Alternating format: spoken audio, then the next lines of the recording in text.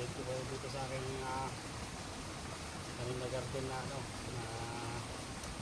kamatis na nakatanim dito sa Milkins. Ayun, Milkins, so yung nalagyan ng mineral water. Ayun, practice ko lang po to na naalagaan ko po nito. Naalagaan ko po nitong Growers Bet 2000 plus.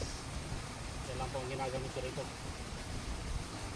Kasi sa pagdidelay, ito lang yung ginagamit ko.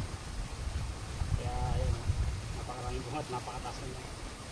Tapos ko na, dami kong bunga. Napakaganda pa ng mga bunga at makikita nyo, napakabilis pa po nilang lumaki dahil po dito sa Growers Bet ko po. Ayun, mas makaganda sa akin.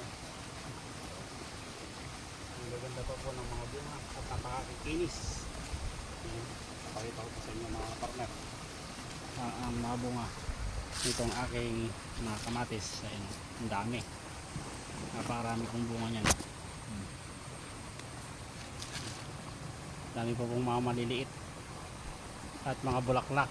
Yan,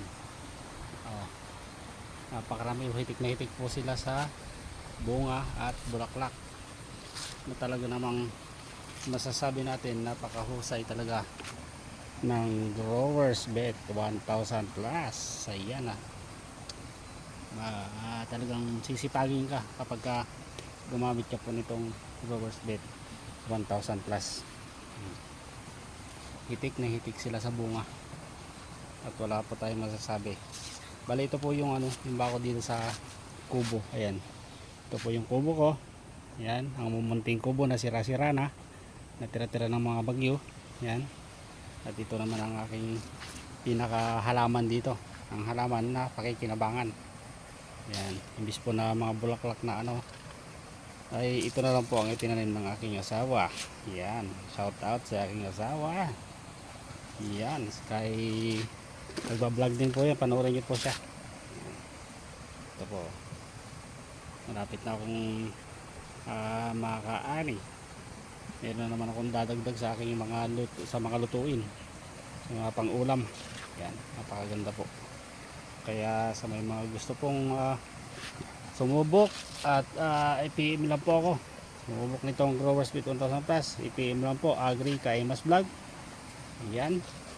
At para po sa patuloy ninyong panonood at makakapulot po kayo ng konting mga kaalaman, mga tips tungkol po dito sa ating mga pagtatanim at mga pamamaraan.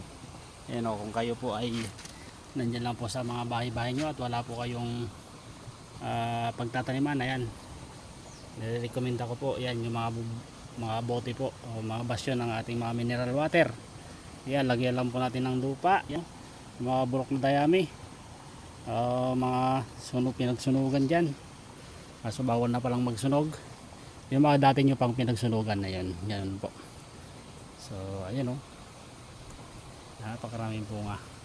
Ang sarap-sarap sa pakiramdam ng merong mga tanim. Meron ka ng tanim, meron ka ng panggulay, at meron ka pang pangbenta pagka sobra sa ating mga ang dami yung ang dami pa yung bubunga. Ayan.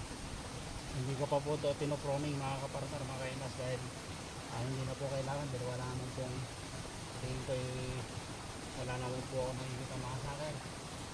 Ayan. So ayun, maraming salamat po, hanggang sa muli.